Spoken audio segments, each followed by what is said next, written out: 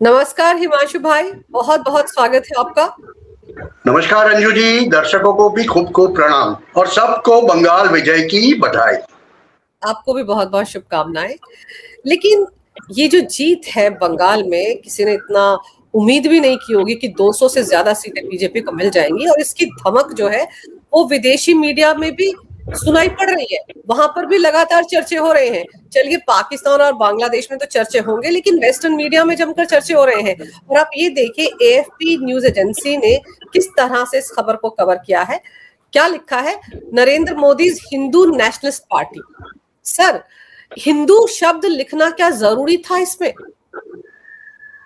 जरूरी तो नहीं था अंजू जी, मगर ये जानबूझ के पिछले 20 सालों से लिख रहे हैं, जब से नरेंद्र भाई का उदय राष्ट्रीय राजकारण में हुआ है। वो ये दर्शाना चाहते हैं कि भारत के अंदर जो बहुमत प्रजा है, हिंदू प्रजा, वो हिंदू प्रजा दूसरे लोगों को, भारत के बिन सांप्रदायिक ढांचे को ध्वस्त करने में लगा हुआ है। और ये हिंदू नेशनलिस्ट का मतलब ये होता है कि ये सबको कुचलने के लिए आ गई है, और ये सालों से चलता आ रहा है। और ये लिखने की वजह है, आप अगर विदेशी मीडिया को देखोगे तो ये शायद 4 या 5 तारीख का लिखा हुआ है।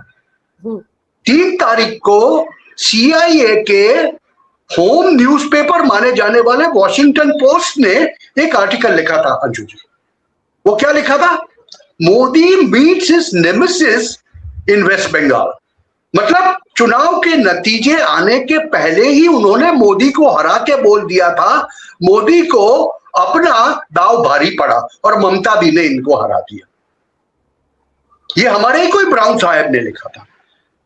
कहने का मतलब यह है कि जियोपॉलिटिकली सीआईए की बहुत बड़ी मंशा रही है।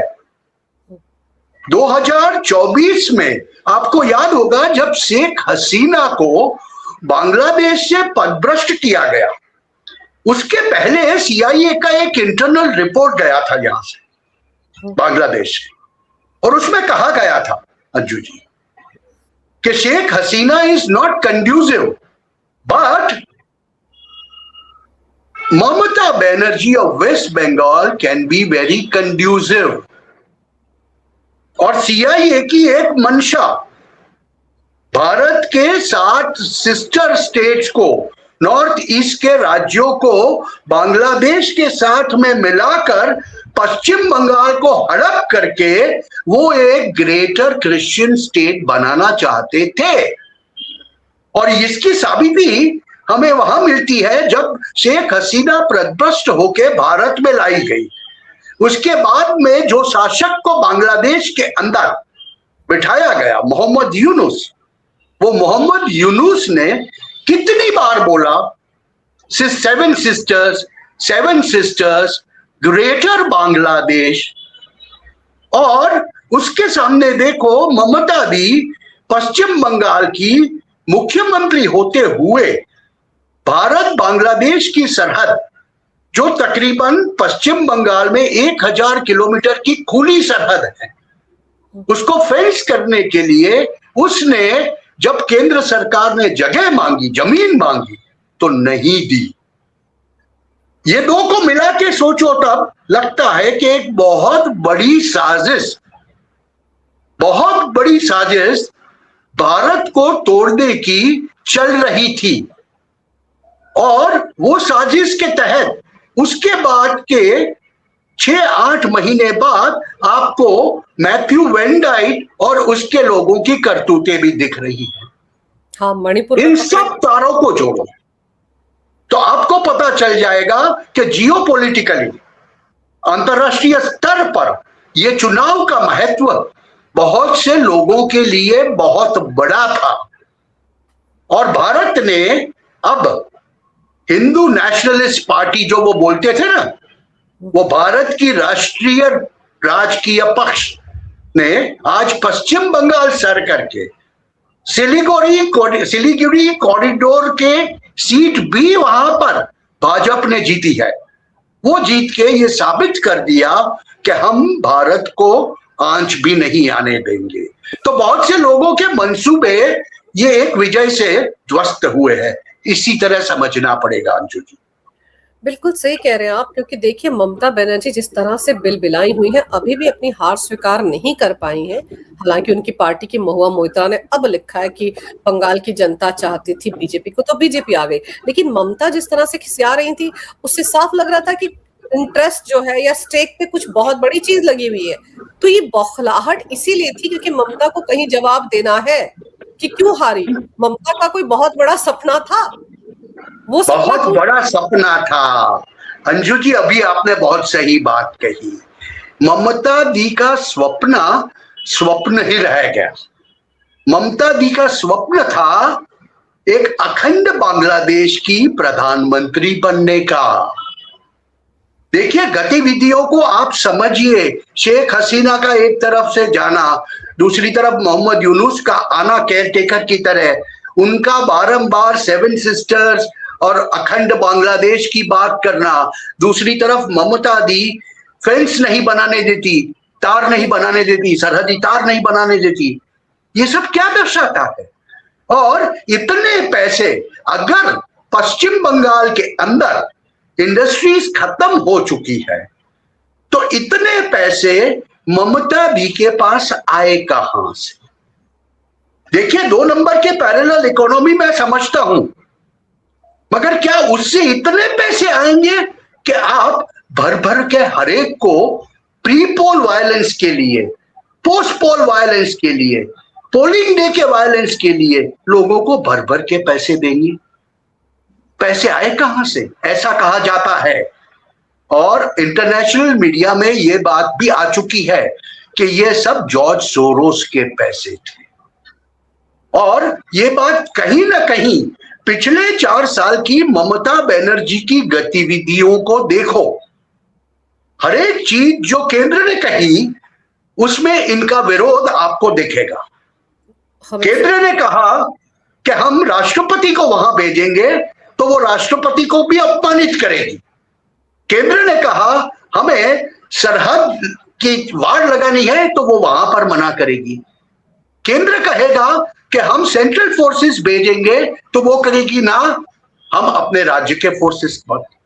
हर एक चीज में केंद्र का विरोध करना, और वो कहेगी हमेशा। देखिए यूनियन ऑफ इंडिया, उनके भतीजे के शब्द याद कीजिए, यूनियन ऑफ इंडिया और गुजराती गैंग को मैं खत्म कर दूंगा। ये अभिषेक बैनर्जी ने चुनाव के एक दिन आगे कहा था।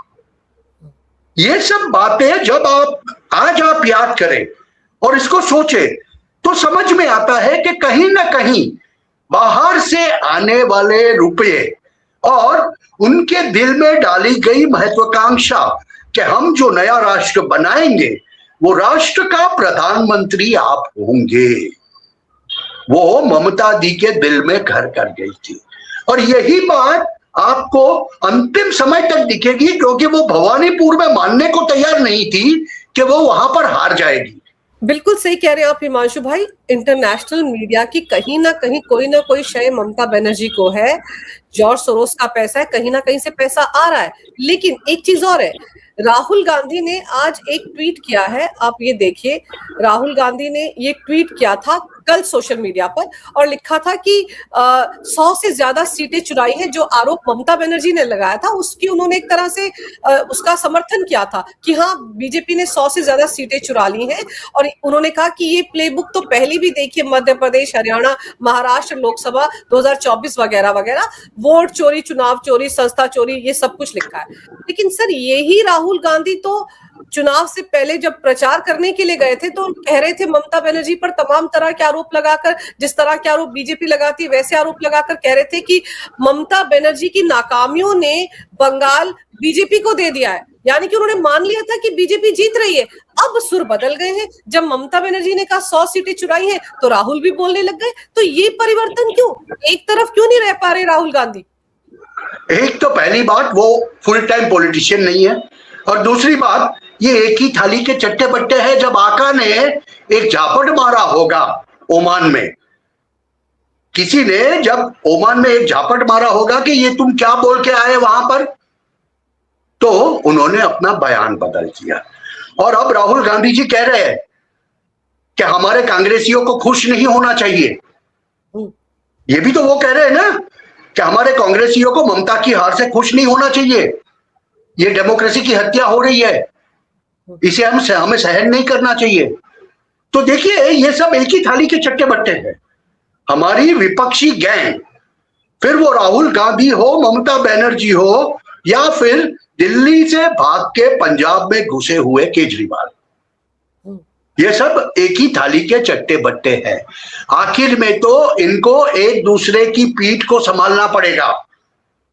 The back of each other will be looked after bye them, ये देखेंगे। तो ये बयान बदल देना ये इनकी फितरत हो गई है। वो समझते हैं कि भारत की प्रजा पागल है, उल्लू है। वो तो हम आज कहा वो सुन लेंगे, कल वो भूल जाएंगे और फिर से हम कुछ कहेंगे तो वो भी मान लेंगे। अंजू जी, तो ये विपक्ष की अभी कोई विश्वसनीयता नहीं बची है। तो राहुल गांधी का ये कहना बनता है, बंगाल में 1 सीट या 2 सीट लेने के बाद ये कहना उनका बनता है, क्योंकि ये इनके लिए विजय है। सर केजरीवाल है ये लिख रहे हैं, जिस दिल्ली और बंगाल को भाजपा मोदी वेव की चरम सीमा पर नहीं जीत पाई। 2015 में दिल्ली में और 2016 में बंगाल में इनकी 3-3 सीटें आई। उस दिल्ली और बंगाल को भाजपा ने तब जीत लिया जब मोदी जी की लोकप्रियता पूरे देश में पाताल में जा रही है। ये कैसे संभव हो सकता है? ये भी वोट चोरी और ईवीएम चोरी वाली बातों पर आ गए सर, लेकिन ये नहीं बताएंगे कि 2015 में इनको जब 70 में से 67 सीटें मिल गई थी तब किसने ईवीएम हैक किया था? नहीं, तब तो सब सही था ना, ईवीएम सही था। देखो ये तो इनका नैरेटिव है, और केजरीवाल के लिए खुद को बचाना नामुमकिन जब हो गया तब ये ऐसे सवाल करेगा तो उसकी विश्वसनीयता क्या है? आज केजरीवाल की हिम्मत है कि वो दिल्ली की कोई गली में जाके अकेला लोगों से ही मिल पाए? चलो हम मान लेते हैं कि सेंट्रल गवर्नमेंट का कोई अधिकारी, कोई गाड़ी उनके आगे पीछे नहीं जाएगी। क्या उनमें वो हिम्मत है कि वो अपनी पुरानी वैगनआर लेके दिल्ली की कोई गली में जाए और लोगों से पिट के ना आए? देखिए उनके तो मुख्यमंत्री भी ऐसे है ना, जो शराब पी के चले जाते हैं अंदर। तो केजरीवाल की विश्वसनीयता और उनकी बयानबाजी को सुनता कौन है? जब कोई नहीं सुनता तब ऐसी वाहियात बातें करने पे ये लोग आमादा हो जाते हैं। अंजू जी, सर आप राहुल गांधी की बात कर रहे थे ना, राहुल गांधी खुद ममता बनर्जी के खिलाफ प्रचार करके आए पश्चिम बंगाल में, और आज अपनी पार्टी के लोगों से कह रहे हैं कि कुछ लोग ऐसे हैं जो ममता की हार पर, तृणमूल कांग्रेस की हार पर जश्न मना रहे हैं। तो राहुल गांधी सवाल कर रहे हैं कि राजनीति में ये सब नहीं होना चाहिए। तो भाई तुमने ममता बनर्जी की बुराई क्यों की थी, उनकी आलोचना क्यों की थी, उनके खिलाफ प्रचार क्यों किया था? और आज जब पार्टी के लोग जश्न मना रहे हैं कि तृणमूल हार गई, तो राहुल गांधी कह रहे हैं कि ऐसा मत करो, ये गलत है, छोटे छोटे इश्यूज को साइड पे रखना चाहिए, ये बहुत बड़ा इशू है कि वोट चोरी हो गई। वोट चोरी हो गई, देखिए वो तो पिछले 2-3-4 साल से ये वोट चोरी की तूती लेके बैठे। ईवीएम की तूती ना चली तो वोट चोरी की तूती पकड़ ली। अब वो जाके कहीं 5 राज्यों के, सीमावर्ती राज्यों के, सरहदी राज्यों के बहुत महत्वपूर्ण चुनाव हो रहे हैं, वो विदेश में जाके घूम रहे हैं। अभी ऐसी स्थिति में वो अपने कांग्रेसी लोगों को, कांग्रेसी कार्यकर्ताओं को कहेंगे कि आप ये ना करो, आप वो ना करो। ये तो ऐसी बात हो गई ना कि मियां खुद नहीं जाएगा मस्जिद और सबको जाने को बोलेगा। मैं खुद मंदिर नहीं जाऊंगा और मेरे घर के बच्चों को बोलूंगा, वो कैसे होगा? वो आप बताइए। तो Rahul Gandhi is not a serious politician. इसीलिए शायद वैश्विक ताकतों ने भी, मैं बहुत स्पष्ट रूप से कह रहा हूं, वैश्विक ताकतों ने भी राहुल गांधी की बयानबाजी को सही समझना ठीक नहीं समझा। सर राहुल गांधी की दिक्कत यह है ना कि वो सिलेक्टिव सिंड्रोम से ग्रस्त है। राहुल गांधी को केरलम में जो उनकी पार्टी की जीत हुई है यूडीएफ की, वो नजर नहीं आ रही है। राहुल गांधी को कर्नाटक में जब जीत होती तो वो नजर नहीं आती है। राहुल गांधी को तेलंगाना की जीत नजर नहीं आती है, हिमाचल की जीत नजर नहीं आती। लेकिन जहां पर वो हारते वहां पर उनको ईवीएम में कुछ खुराफात हो गई, ये ख्याल आने लग जाते हैं। तो राहुल गांधी के पास तो सबूत पिछली बार भी थे जब वो म्यांमार का पीपीटी लेकर प्रेस कॉन्फ्रेंस कर रहे थे। उन सबूतों के साथ क्यों नहीं वो सुप्रीम कोर्ट चले गए?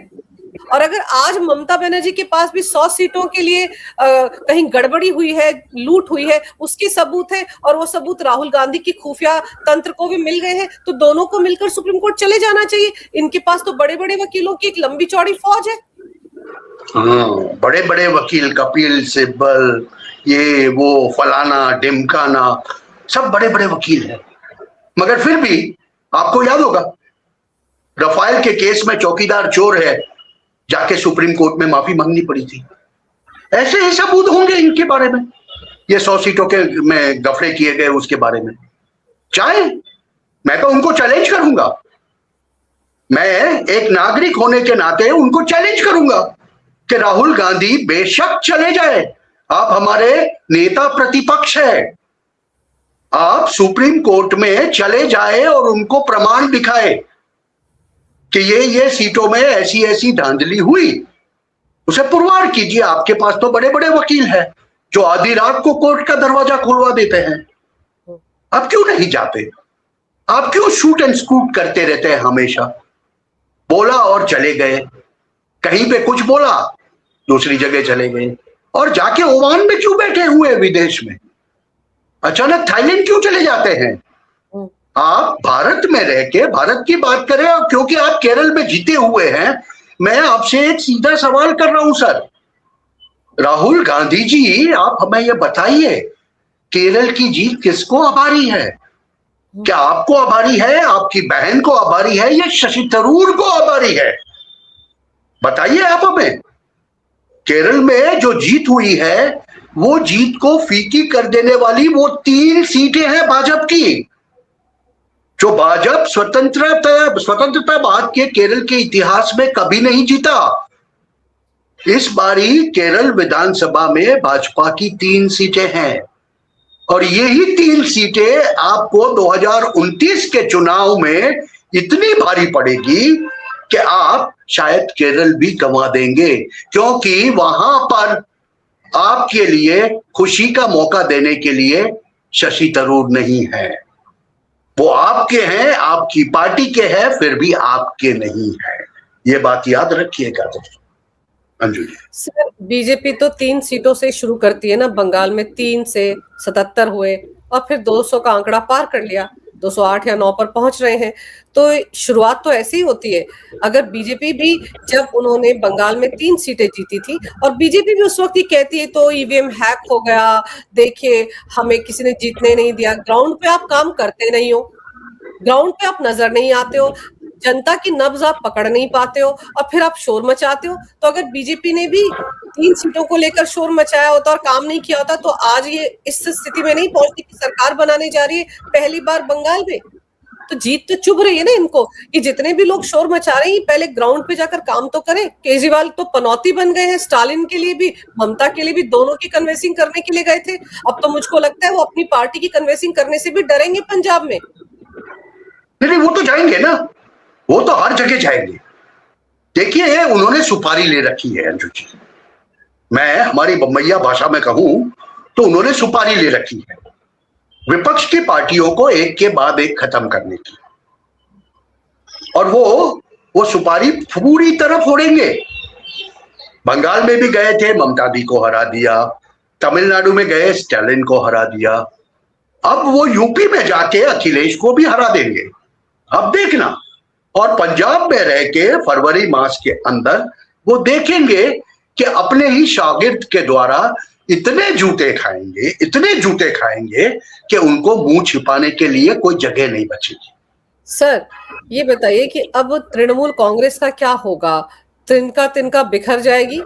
मैं आपको एक वास्तविक उदाहरण देता हूं। आप कह रहे हैं ना 81 लोग जीते हुए पश्चिम बंगाल में तृणमूल कांग्रेस के, आपने कहीं पर भी पिछले 24 घंटे में वो 81 में से एक को भी विजय का जश्न मनाते हुए देखा? नहीं। आधे लोग ऐसे ही गमगीन हैं कि हार गए, और आधे लोग ये सोच रहे हैं कि कब मुझे मौका मिले और मैं छलांग मार के दूसरी ओर चले जाऊं। मुझे ये बात का बहुत गहरा संशय है कि उनका भतीजा जो है ना, अभिषेक बैनर्जी, वो कहीं भारत छोड़ के भाग न जाए, थाईलैंड या दुबई या कहीं पर, क्योंकि पैसे बहुत इकट्ठे किए हुए हैं और ये अनैतिक ब्लैक मनी है। और आपको याद है कल पश्चिम बंगाल के चीफ सेक्रेटरी ने एक बहुत बड़ा ऑर्डर पास किया है, एक भी फाइल पश्चिम बंगाल मिनिस्टर के घर से बाहर नहीं जाएगी, मतलब ऑफिस से बाहर नहीं जाएगी। पूरी सीआरपीएफ की कंपनी को लगा दिया है वहां पर, तो वो फाइलें बाहर नहीं जाएगी। पश्चिम बंगाल में इंडस्ट्रियलाइजेशन नहीं हो रहा है, तो ये फाइलें हैं किसकी? मेरा तो सबसे बड़ा सवाल ये फाइलें हैं किसकी, इसमें किसके काले चिट्ठे लगे हुए हैं? आप देखेंगे इसी वजह से एक भी जीते हुए प्रत्याशी ने सेलिब्रेशन, टीएमसी का कोई भी हो, उन्होंने सेलिब्रेशन नहीं किया। सबकी नानी याद आई हुई है। खुद चुनाव भले जीत गए, मगर उनको पता है कि हम जीत के भी हारे हैं और जीत के भी हमारे हालत हारे हुए लोगों के जैसे ही होने हैं।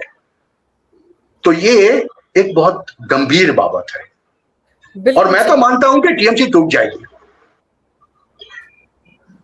टीएमसी टूट जाएगी, आप सही कह रहे हैं। आने वाले, क्योंकि 5 साल तक विपक्ष में बैठकर वो जो विधायक है वो किसका इंतजार करेंगे, क्योंकि बीजेपी तो एक बार जहां गई वहां जम जाती है। असम में तीसरी बार हैट्रिक हो गया है, 100 सीटें से ज्यादा आ गए। गुजरात, महाराष्ट्र, अब हरियाणा, तो समझ में आ रहा है उनको कि भाई एक बार बंगाल में बीजेपी आ गई तो कहीं नहीं जाने वाली, तो तृणमूल कभी वापस लौटेगी। ममता बनर्जी का मुंगेरी लाल का हसीन सपना है जो कभी पूरा नहीं होने वाला। लेकिन इस जीत का आपके हिसाब से जियो पॉलिटिक्स में पाकिस्तान के लिए क्या मैसेज है और बांग्लादेश के लिए क्या मैसेज है, जहां के सांसद ममता बनर्जी के खिलाफ गए एग्जिट पोल को देख देख कर बड़े चिंतित हो रहे थे? देखिए, पहले पाकिस्तान की बात करें तो पाकिस्तान का इनडायरेक्ट संपर्क था थ्रू बांग्लादेश, क्योंकि पाकिस्तान पिछले 2 सालों में बांग्लादेश में घुस के बांग्लादेश को फिर से पूर्व पाकिस्तान बनाना चाहता था। तो भारत के पश्चिम बंगाल में उपद्रव पैदा करना वो उनका काम था, वो एक खत्म हो गया। तो उनके लिए वो जो चाहते थे ना कि हम भारत के लिए दूसरा फ्रंट ईस्ट में खोल देंगे, वो रास्ता एकदम बंद हो गया। और जहां तक बांग्लादेश का सवाल है, यूनुस ने पूरा ग्राउंड तैयार कर दिया था सीआईए के लिए। अगर समझ लो यूनुस और 6 महीने टिक जाता तो इसमें बहुत बड़ी धांधली हो सकती थी। मगर आज आपको पिक्चर्स दिखेंगे, काफी एआई के द्वारा जनरेटर थे, मगर काफी सही वीडियोस भी थे उसमें से। पिछले 4-6 घंटे में ऐसे वीडियोस देखने को मिले हैं जहां पर बांग्लादेशी घुसखोर बांग्लादेश की ओर भागते हुए नजर आ रहे हैं। अभी इसमें एक रिपोर्ट ये भी आ रही है जो जी कि काफी लोग बिहार में और झारखंड में घुस गए, तो हमें सतर्क रहना पड़ेगा। मैं अभी तो कुछ एक्सपेक्ट नहीं कर रहा, मगर बांग्लादेश की मंशा को एक ऐसा धक्का पहुंचा है जहां पर बांग्लादेश सोचता था कि बिन सांप्रदायिक भारत में, सही भारत अब सही अर्थ में बिन सांप्रदायिक भारत बना है। पहले कहे जाने वाला बिन सांप्रदायिक भारत था। बिन सांप्रदायिक भारत के अंदर हम घुस के अंदर से उसको उदय की तरह पूरा कोर खाएंगे, पूरा खा जाएंगे। वो शुरुआत उन्होंने की थी पश्चिम बंगाल से, और इसीलिए पश्चिम बंगाल का बहुत बड़ा अंतरराष्ट्रीय महत्व है, क्योंकि अब सरहदी इलाकों में जो नाजायज काम वो करते थे, जानवरों की दान चोरी, ह्यूमन ट्रैफिकिंग, प्रोस्टिट्यूशन डेंस, ये सब वहां पर बंद हो जाएगा। और दूसरी बात, ये 1000 किलोमीटर की फेंसेस बन जाने के बाद घूसखोरी करना जितना सरल था उतना ही मुश्किल हो जाएगा। तो बांग्लादेश के लिए तो ये सबसे बड़ी आपत्ति है, क्योंकि वहां तो खाने के भी लाले पड़े हुए हैं। अगर समझ लो भारत ने ऑफिशियली नहीं, फॉर्मली नहीं, इनफॉर्मली हमारे यहाँ के 1 करोड़ बांग्लादेशियों को वापस धकेलना शुरू कर दिया। पेपर पे 1400 जाएंगे, मगर ऐसे 14,000 जाएंगे। अगर यह कार्य पश्चिम बंगाल से शुरू हो गया, जो असम से तो होगा ही होगा हेमंत दाल के राज में, तो ऐसी स्थिति में बांग्लादेश क्या करेगा? और दूसरी बात मैं कह दूं, सबसे बड़ी तकलीफ बांग्लादेश को वहां आने वाली है, क्योंकि अब भाजपा के हाथ में पश्चिम बंगाल आ गया है, तो पश्चिम बंगाल में आने से इंडस्ट्रीज परहेज नहीं करेगी। आज तक ममता की टीएमसी ने रोक के रखा था, एक ट्रांसशिपमेंट हब बनाना है हल्दिया या कोलकाता में पोर्ट पे, वो 70,000 80,000 करोड़ का प्रोजेक्ट अगर समझ लो हल्दिया में या कोलकाता में लग गया, फिर वो अदानी का हो या और किसी का भी हो, वो लग गया तो कितने रोजगार पैदा होंगे। बिल्कुल। तो यही बात है जो, और वो लगेगा बांग्लादेश को, क्योंकि बांग्लादेश को अलाउ नहीं होगा वो, जैसे भारत ने नीति अपना के रखी है बांग्लादेश के साथ में। हम डीजल भी अगर उसको 25,000 लीटर बेचते हैं तो उसके पूरे दाम पहले लेते हैं। बिल्कुल। अगर वो नीति रही तो बांग्लादेश क्या वो अफोर्ड कर पाएगा? ये बांग्लादेश की सबसे बड़ी दिक्कत होगी। बिल्कुल, दिक्कतें सर इन सबको हैं, पेट में दर्द सबके हो रहा है। और जैसे हमारे गृह मंत्री ने कहा था कि घुसपैठियों की पहचान होगी, शिनाख्त होगी और उसके बाद उनको डिपोर्ट कर दिया जाएगा। और सबसे पहले तो कलकत्ता हाई कोर्ट ने जैसे ममता सरकार को आदेश दिया था कि 127 किलोमीटर फेंसिंग के लिए जमीन दी जाए, ममता ने 8 किलोमीटर दी थी। कलकत्ता हाईकोर्ट की बात भी नहीं मानी थी। अब सबसे पहले वहां पर फेंसिंग होगी, तो ममता बनर्जी और उनके जो घुसपैठिए और रोहिंग्या समर्थक थे, उन सबको तो अब वापस भागना ही पड़ेगा सर। हो सकता है ये इतने किलोमीटर की सीमा ममता ने इसीलिए खाली छोड़ी थी कि वो समय रहते भाग जाए, उसके बाद तो जा भी नहीं पाएंगे, सीधे डिटेंशन सेंटर में जाएंगे। तो सारी चीजें हैं जो बहुत दिक्कतें लेकर आ रही हैं। लेकिन ये सच है कि इस जीत की धमक पश्चिमी मीडिया में भी सुनाई पड़ रही है। पाकिस्तान भी रो रहा है, बांग्लादेश भी रो रहा है, और ममता बनर्जी को ढाढ़स भी बंधा रहे होंगे, क्योंकि इसीलिए ममता कह रही है आई बाउंस बैक। पता नहीं बाउंस बैक करके वो कहां जाएंगी, मुझे तो लगता है इस बार बाउंस बैक करके बांग्लादेश ही जाएंगी। आपने सर समय निकाला, बहुत विस्तार से इस विषय पर बहुत अहम जानकारी मेरे दर्शकों को दी, आपका बहुत बहुत धन्यवाद। नमस्कार, भारत माता की जय, वंदे मातरम, जय श्री राम। जय श्री राम, वंदे मातरम।